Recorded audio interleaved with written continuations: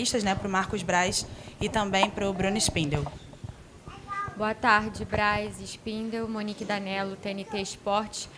Queria perguntar para vocês, imagino que o torcedor esteja ansioso para saber sobre isso, porque depois do último jogo, uma das respostas do Tite acabou chamando muita atenção, que foi quando ele disse que precisava conversar com vocês para entender o que seria prioridade nessa temporada, que na visão dele era humanamente impossível disputar todas as competições com um time 100%. Não sei se essa conversa já aconteceu, se foi a forma, se ele se expressou da forma correta, mas acho que seria importante vocês falarem um pouco sobre isso, já que o Brasileirão começa amanhã e a temporada está só começando.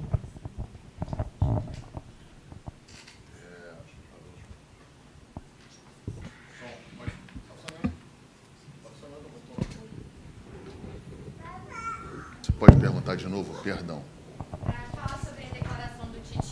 Depois do último jogo, em que ele disse que vocês precisariam ter uma conversa para definir o que seria prioridade nessa temporada, já que na visão dele era humanamente impossível brigar com um time 100% em todas as competições. E aí eu acho que esse é um tema sempre recorrente aqui no Flamengo em toda a temporada, e o torcedor quer saber, né, se de fato o Tite quis dizer exatamente isso, se já teve essa conversa, qual é a visão de vocês como Flamengo para essa temporada que está começando? Assim, primeiro, todos nós aqui dentro aqui entendemos qual foi a colocação do Tite. Eu acho que isso é importante. Isso vem desde no começo do campeonato, agora já vinha à tona, já vinha para se entender quais são os caminhos que serão trilhados. Deixar claro que o próprio calendário impõe algumas situações, né? Esse calendário irresponsável em que o Flamengo precisa se submeter, ele impõe algumas situações. Um calendário em que nós vamos jogar 9 jogos numa data FIFA, em que nós teremos aí 6, 7 jogadores fora, não estando à disposição. A parte da geografia, o Brasil é um país continental, a própria competição internacional que a gente disputa, que é a Libertadores da América. Então, tem muita coisa que algumas coisas vão se impondo, né? Vão se impondo e vão expondo. Um ponto também em que a gente tem que ser... Eu preciso ser recorrente falando, é que muitas coisas a ciência vai falar, né? A ciência vai falar. A parte de fisiologia, a parte de fisioterapia, o departamento médico. São situações em que também dão o nosso norte em relação ao que se pode e o que se não pode em determinados jogos. Lógico que aqui o Flamengo quer ganhar e disputar, o Flamengo quer disputar sempre da melhor maneira e ganhar sempre o que for disputar, mas nós faremos e ganharemos o que for possível. Existe uma determinação, um pedido evidente do presidente Rodolfo Landim, que é o presidente do clube, quem manda, em que todas as competições sejam disputadas para ganhar. É isso que será feito, mas, claro, dentro da análise, mais uma vez, da ciência, né? A ciência em que nós temos aqui uns departamentos que foram investidos milhões, temos praticamente um laboratório aqui dentro exatamente para isso. Para o torcedor, para o grande torcedor que nos acompanha no dia a dia, até os treinamentos, eles são todos eles monitorados por GPS. Nós sabemos de todas as variáveis possíveis dessa situação em relação ao que está treinando, ou o que está treinando pouco ou muito, se precisa treinar ainda mais. Enfim, então a gente tem um departamento aqui que nos dará muita ênfase, nos dará muito o norte do que vai fazer. E eu tenho certeza absoluta que o Tite falou em relação desta maneira aí, dessa maneira que eu estou colocando aqui. Talvez na hora ali, depois de um jogo, não tenha tanto tempo para responder, você precisa responder para um jornalista, na sequência tem outros jornalistas que não têm o mesmo tempo que eu tenho aqui para dar essa explicação um pouco mais ampla, então eu tenho certeza absoluta que foi em cima disso. E também te respondendo, não tive tempo, nós não tivemos tempo ainda de abordar, de falar desse tema. Só complementando um pouco aí, e desculpa se for redundante, em relação ao que o Marcos falou, como ele disse, assim, são cerca de 80 jogos aí na temporada. É humanamente impossível para qualquer atleta de futebol jogar os 80 jogos no seu mais alto nível de rendimento, quiçá sem se lesionar. Então, se colocar um atleta para jogar os 80 jogos da temporada, o risco que você impõe ao atleta de que ele se lesione, cause prejuízo à saúde dele, ao clube e ao torcedor, é enorme. Com todos esses recursos aí que o Marcos colocou à luz de todos, é o que vai se fazer para fazer essa gestão do calendário. O Flamengo investiu para ter um elenco robusto, com disputa em todas as posições. O ambiente competitivo no Brasil é cada vez mais acirrado. Você tem clubes que têm folha de pagamento similares à do Flamengo. Do que eu me lembro aqui, Inter, São Paulo, Corinthians, Palmeiras, Atlético Mineiro, Botafogo, não me lembro se mais algum. Esses times têm folha de pagamento nos níveis ou até maiores que a folha de pagamento do Flamengo, que é um indicador de quão competitivos eles são. Não é só o recurso financeiro que é o que traz a competitividade, mas é um indicador. Então, você tem um calendário, você tem, como o Marcos disse, os 9 jogos da Copa América, que o Flamengo vai jogar desfalcado de 4, 5, 6, 7, 8 jogadores no seu elenco. E essa escolha de priorizar a Copa do Brasil, quem fez foi a CBF, não foi o Flamengo. O Flamengo, em toda a competição que entra para disputar e ser campeão. Acho eu que a CBF fez uma escolha não esportiva, mas uma escolha com um olhar comercial, que acho que é uma competição que a CBF deve lucrar depois de distribuir premiação, logística, etc., ela deve lucrar uns 200, 300 milhões de reais ali, que deve sobrar no caixa da CBF. A escolha deve ter sido por causa disso. Isso é uma dedução minha, mas pode ser, pode não ser, porque do ponto de vista esportivo não faz sentido você tirar todos os atletas de seleção, que no Campeonato Brasileiro devem ser 40, dos clubes, e desprestigiar o campeonato, como a gente prometeu aqui, é a última vez que a gente vai tocar nesse tema antes do campeonato começar, mas a CBF rompeu um princípio que ela tinha e sempre defendeu, que era da isonomia esportiva, quando fez essa escolha. O Campeonato Brasileiro não tem isonomia esportiva, ele é mais difícil para os clubes que têm e desequilibrado para os clubes que têm seus atletas convocados para as seleções. Mas, voltando aqui, o Flamengo ele entra em todas as competições para ganhar. O calendário impõe, de acordo com a ciência, de acordo com o planejamento, determinadas escolhas. O Flamengo não vai deixar que o calendário escolha pelo Flamengo, que o calendário lesione atleta, com o Flamengo agindo de forma irresponsável. O Flamengo vai usar todos os recursos que tem para tomar as decisões de acordo com o que o calendário impõe.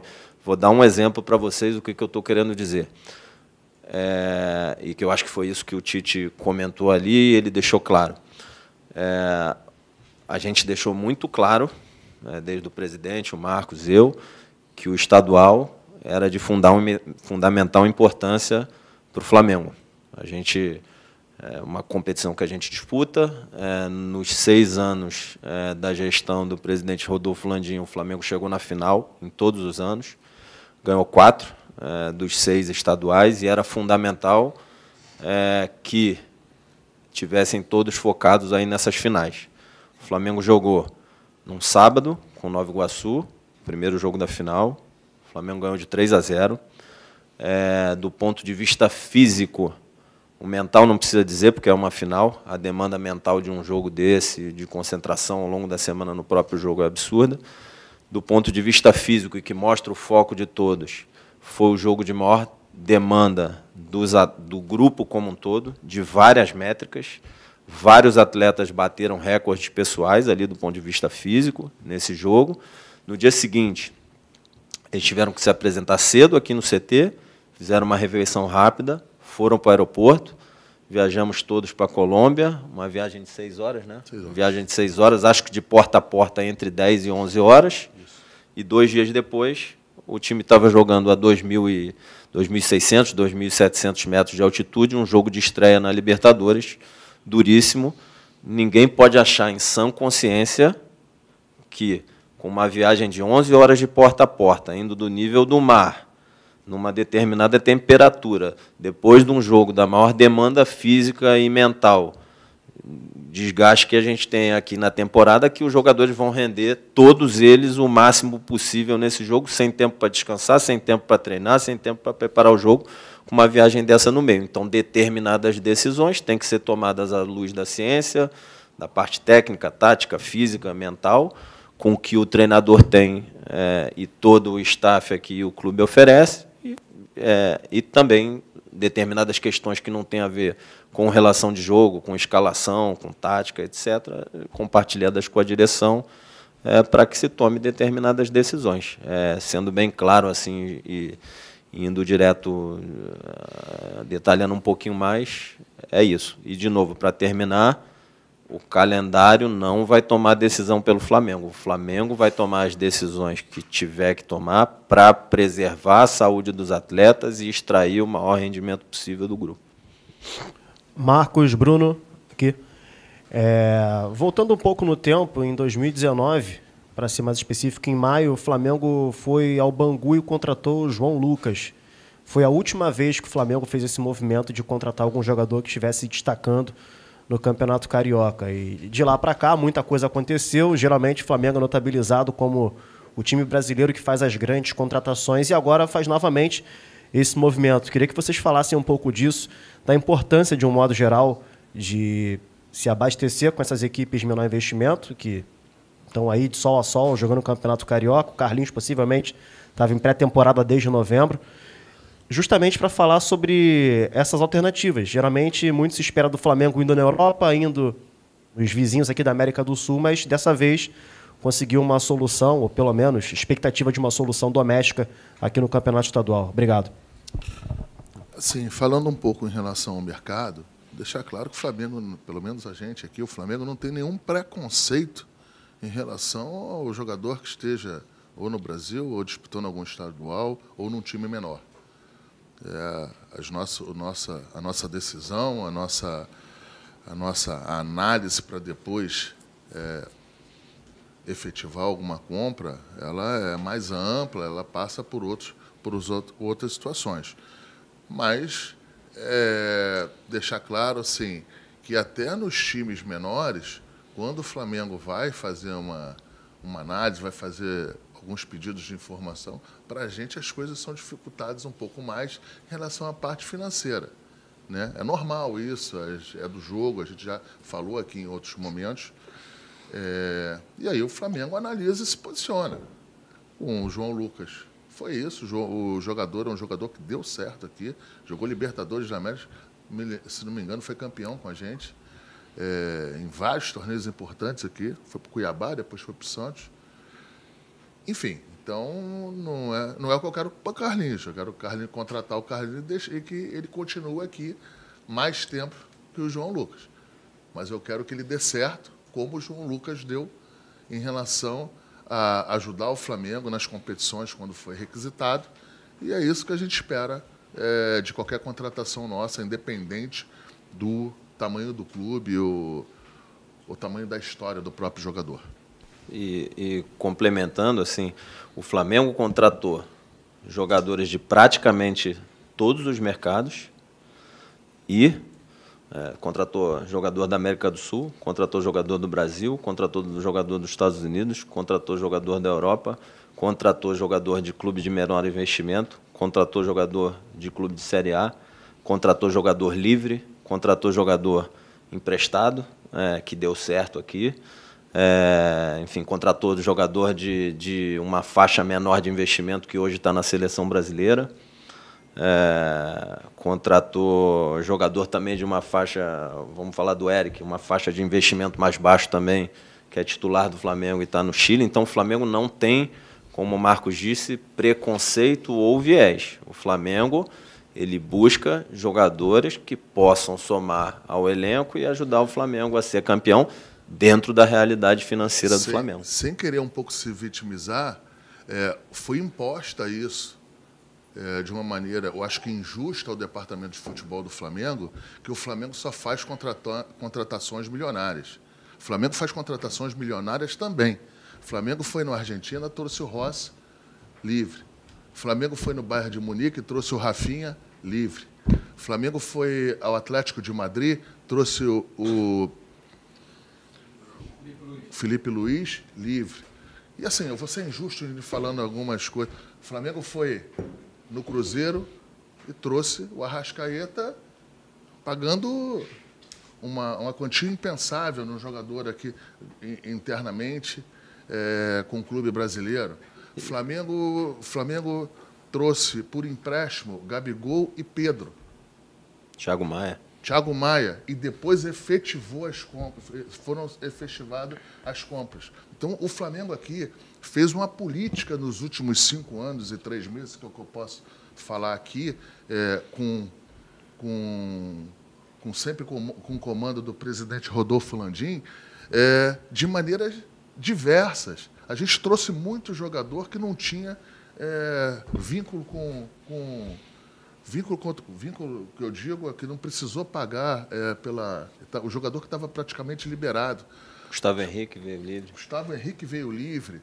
Então, falava que a gente não foi na América do Sul. A gente foi para a América do Sul também. Quando foi possível, a gente foi. Então, quando foi possível, a gente foi no Bangu. Agora a gente foi no Nova Iguaçu. Então, assim, estou aproveitando que foi imposto alguns carimbos aqui no departamento de futebol que, ao meu ver, foram injustos e que a gente... Injustos, mas com... Sempre que eu falo isso, mas com erro de eu e Bruno não ter vindo para cá e ter dado algumas entrevistas maiores para falar da parte financeira e da parte exatamente de como foram feitas essas contratações na parte de mercado. Boa tarde, Marcos, Bruno, aqui no meio, Gabriel Orfo, canal Paparazzo Rubro Negro. Queria saber de vocês sobre o jogador que pertence ao Flamengo, mas que está emprestado, que é o Hugo Souza, que está se destacando lá no Chaves de Portugal. Tem uma partida muito boa contra o Benfica, pegou 3 pênaltis. Queria saber como que vocês estão enxergando essa situação do Hugo Souza, se o Chaves já demonstrou interesse, né? Eles têm a opção de exercer a compra dele, se o Chaves já demonstrou interesse ou se tem a possibilidade dele voltar aqui ao Flamengo ao término do seu contrato com o clube português. Obrigado. É um empréstimo, o detentor é o Flamengo. Caso acabe o empréstimo e não tenha mercado, a gente respeita o contrato, ele volta. Mas, para deixar claro para você, na nossa cabeça, nesse primeiro momento, a gente não conta com o jogador. A gente trouxe o Rossi, tem um reserva em que a gente acha de altíssima qualidade, tem um menino da base já está super enturmado aqui, que ele já está mais do que equacionado em relação ao ambiente. Então, a gente, nesse primeiro momento, a gente não vê como uma possibilidade da volta dele, a não ser que aconteça uma situação de mercado em que não tenha, que eu acho muito pouco provável, até pelas atuações dele, até pela estatura dele, até pelo amadurecimento dele já fora daqui. Eu pessoalmente gosto muito dele e que ele tenha uma sequência de carreira ainda melhor que ele teve até agora. Boa tarde, Bruno, Marcos. Voltando um pouco na pergunta da Monique, o Bruno falou que vocês deixaram claro que o estadual era fundamental no planejamento e tudo mais. E aí vocês explicaram já que a ciência que vai falar e tudo mais. Mas existe alguma prioridade? Assim, a diretoria entende que algum dos campeonatos que vem pela frente é uma prioridade ou isso não vai ser levado em consideração, vai ser mesmo a questão da ciência? E assim, aí lembrando, os treinadores mais recentes, por exemplo, o Jesus ele não gostava muito de poupar. Já o Dorival tinha um time das Copas e tudo mais. Aí, se vocês puderem falar um pouco sobre como é o processo... Jesus não gostava de poupar, mas poupava. Só que vocês não falam que ele poupava. Mas o Bruno vai falar desse assunto. Deixa eu dar um pouquinho de número. Mas assim, só para complementar, como é que é o processo? Vocês deixam... É uma coisa que... Vocês dão a liberdade para o treinador ou existe também uma orientação da gestão? 200% decisão do treinador e comissão técnica. Então, vamos lá. O próprio Jorge, em 2019, isso é número, tá? Isso não é chute, não é nada. Eu não estou dizendo que ele não repetiu o time, mas se você pegar o time de domingo para quarta, de quarta para domingo, sempre o time do jogo seguinte contra o anterior, acho que ele não repetiu praticamente nenhum. Em média, ele trocava 3 a 4 jogadores por partida. No jogo contra o Grêmio, na terça, antes da final da Libertadores, ele trocou 9 jogadores e deixou os 9 do Rio de Janeiro preparando para a final da Libertadores. Rogério Ceni também era entre 3 e 4 jogadores ali. Renato, acho que por volta disso também. O Dorival já era em torno de 7. Tá? Então, cada um tem uma estratégia. É óbvio que o que a gente procura fazer é montar um elenco que tenha capacidade de enfrentar os desafios da temporada, de acordo com o calendário. O Flamengo entra para disputar todos os títulos, mas o que o Tite colocou e o que a gente coloca é humanamente impossível. O que o imaginário popular, como você disse, coloca, que é sempre o mesmo time, isso não acontece, porque não tem ser humano que aguente jogar 80 jogos na temporada sem que o seu rendimento caia ou ele se lesione. Vocês podem ver, se eu tiver, eu posso estar cometendo algum equívoco, mas não é um equívoco muito grande. O próprio Palmeiras, nas 3 últimas finais do Campeonato Paulista, ele colocou 11 reservas para jogar no jogo da Libertadores entre as 2 finais do Campeonato Paulista. Então, assim, isso eu estou colocando esse dado e esse fato para expor que o calendário brasileiro impõe. Então, quando um atleta joga um jogo domingo, outro quarta e outro sábado, a queda de rendimento no terceiro jogo é um negócio absurdo. E aí você vai jogar o terceiro jogo contra o time que teve uma semana livre, é uma queda absurda. Então, tem determinadas decisões que têm que ser tomadas à luz da ciência, etc. E, nesse sentido, essas decisões, óbvio, precisam ser discutidas também. Algumas, né, nada que tenha a ver com relação de jogo, nem que tenha a ver com escalação, isso aí é 100% do treinador. Algumas precisam ser discutidas também com a direção, mas colocando de novo aqui, se fosse possível, óbvio que a gente gostaria que se jogasse sempre da mesma forma os 80 jogos, mas não é humanamente possível. Boa tarde, Braz. Boa tarde, Bruno. Marcos, eu queria perguntar em relação ao campeonato que você tem um carinho especial, acredito que o Bruno também, você foi campeão 3 vezes, ele 2, o Tite foi campeão 3 vezes. Até o Bruno já falou da questão que não há isonomia por conta do que ele acha que uma escolha da CBF acabou causando esse desequilíbrio esportivo. Mas como se planejar para fazer que o Flamengo volte a conquistar, ou pelo menos que dispute fortemente o Campeonato Brasileiro até o final, já que o Flamengo não lidera o Brasileiro desde a última rodada do Campeonato Brasileiro de 2020. Obrigado. Fred, isso... Alô? Fred, esse dado que você falou aí da última vez que o Flamengo foi líder, a gente falou aqui, já dentro aqui. É um dado que muito importante e que nos preocupa, né? 2020 foi a última vez que a gente... Foi isso, né? Que a gente foi líder aqui. Nos preocupa. Agora, em relação a campeonato, você vai analisando e vai vendo o que é possível fazer para você analisar o teu poder decisório. E isso aí não deverá ser feito, sem a análise da parte da ciência e no dia a dia, você ir vendo e checando isso no dia a dia. Eu não posso falar hoje o que vai ser prioridade. Hoje o Flamengo não tem prioridade. A prioridade do Flamengo hoje ela é no sentido de o que disputar ganhar. Quando eu falo isso, nada tem a ver com diferente do que o Tite falou. Senão amanhã já vai sair que o Tite falou um negócio, sai outro. Nada disso. Apenas é que a gente precisa de embasamento da ciência para ir tomando as decisões.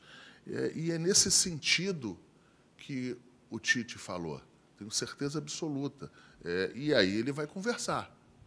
Agora, o fato, mais uma vez, o fato da CBF nos tirar 8 ou 9 jogadores, 4 ou 5 titulares, de um campeonato duríssimo, em que o percentual é enorme de número de jogos, são 9 jogos, né? Eu acho que a CBF também está priorizando, não é a gente que tem prioridade de absolutamente nada. E, mais uma vez, a gente está aqui por diversas vezes falando desse assunto, porque essa será a última vez que a gente vai falar de calendário aqui. Porque depois que começa o campeonato, se não estiver bem, se não estiver mal, se não estiver na ponta, parece ser desculpa. Então, a gente vai deixar esse papel para vocês. Esse papel de fiscalização a gente vai deixar para a imprensa. Uns com mais isonomia, outros com menos isonomia, uns com mais interesses, outros com menos interesses, mas a gente vai deixar o papel para a imprensa fazer essas cobranças e analisarem o que vai acontecer com o Flamengo e com os clubes que cederem jogadores nessa loucura de nos tirarmos essa quantidade de jogadores dentro de um campeonato continental e duríssimo. Braz, aqui. Boa tarde, Bruno. O Flamengo, já há 3 jogos, o técnico Tite improvisa jogador na lateral direita. Ele falou que o Varela saiu agora porque estava com cãibra. Tem grande possibilidade de Ayrton Lucas ser convocado para a seleção brasileira e o Vinha para a seleção uruguaia na Copa América. Então o Flamengo ficaria ali sem lateral esquerdo. Uma semana faltando para a janela interna fechar. Queria saber de vocês se tem algum movimento de vocês para contratar jogadores para essa posição e se teve algum pedido do Tite para contratar em alguma outra posição do campo. Obrigado. Não teve nenhuma movimentação do Flamengo e também não teve, a princípio, nenhuma solicitação do Tite para repor aí dentro dessa situação que você acabou de falar, até porque não adianta chegar a trazer o jogador, porque eu vou ter que prestar atenção se ele é de seleção ou não. Se for de seleção, a gente vai ficar no mesmo problema. Ele é convocado e eu fico sem um jogador. Aí eu subo para 10, 9, 10. Então não adianta. Na verdade, o que está sendo imposto ao Flamengo é o Flamengo fazer contratação em uma outra prateleira. E o Flamengo não vai fazer. É isso que foi imposto ao Flamengo. Fazer contratação em uma outra prateleira. De análise técnica, análise de poder decisório para se fazer isso. E outra coisa, um outro ponto. Você não pode trazer o jogador só para 10 jogos. O Flamengo, quando traz um jogador, tem que ou pagar pelo jogador ou fazer um contrato longo com o jogador. Então, eu trago o jogador. E depois, quando voltarem os jogadores que foram para a seleção, eu fico com 40 jogadores aqui dentro, aí começa a nego encher o saco falando que, olha só, contratou muita gente, tem muita gente. Não tem muita gente. É porque a situação do calendário, você nos faz tomar alguns riscos que são esses aí. E outra, para completar, como é que eu vou, Marcos e eu, presidente, vamos adivinhar como que o jogador vai performar até a Copa América e a cabeça do treinador da seleção do Chile, do Uruguai, da Argentina, do Brasil, como que eu vou adivinhar a cabeça deles, quem é que vai ser convocado para planejar elenco? Como é que eu vou adivinhar isso? Se convocar mais jogadores do Flamengo, se convocarem 11, 12, o Rossi acabou de bater o recorde sem tomar gol da história do Flamengo. Guilherme, nos 30 maiores países do futebol, nos 30 maiores, o único lugar que não para é aqui. O único lugar que não para é no Brasil. Então, a gente está certo e os outros 29 estão errados. A Inglaterra está errada, a Espanha está errada, a França está errada, está certo o Brasil. Então, assim... E assim... Temos que conviver com isso.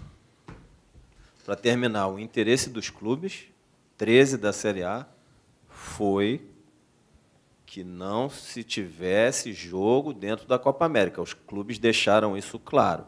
A CBF, entendo que por interesse comercial, protegeu a Copa do Brasil. O mínimo que ela poderia fazer é pegar os 200, 300 milhões lá de lucro que ela tem da Copa do Brasil e distribuir para os clubes que são prejudicados. E aí, pelo menos, ia amenizar, ajudar os clubes a compensar a perda desses atletas que vão para as seleções. Aí. E eu vou Alguma te pedir, coisa poderia fazer. Como você é um canal independente, que é você que faz as análises do que tem que entrar em pauta ou não, que não esqueça disso. Você vai fazer um bem para o futebol brasileiro, você vai fazer um bem para os principais times aqui do Brasil. Não esqueça, bote isso sempre em pauta, porque a gente não vai poder fazer exatamente pelo fato de começar a cair na mesmice de uma desculpa. Então, faça isso, se você puder, que você vai estar contribuindo com o futebol brasileiro. Tenha certeza disso.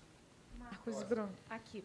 Até aproveitando o gancho, já que isso tem sido realmente o tema da coletiva de imprensa de vocês dois, como é que é o diálogo com a CBF? Qual foi a última conversa que vocês tiveram, então, com a entidade? A resposta, um posicionamento? Vocês têm diálogo nesse momento para resolver e achar uma solução, talvez? Ou não tem nenhum parecer da CBF em relação a isso? Eu queria saber justamente como está essa relação do Flamengo com a CBF, porque são várias as coletivas que vocês reclamam sobre isso, não só vocês também, mas outros clubes também reclamam sobre essa ausência de jogadores durante a Copa América ou amistosos.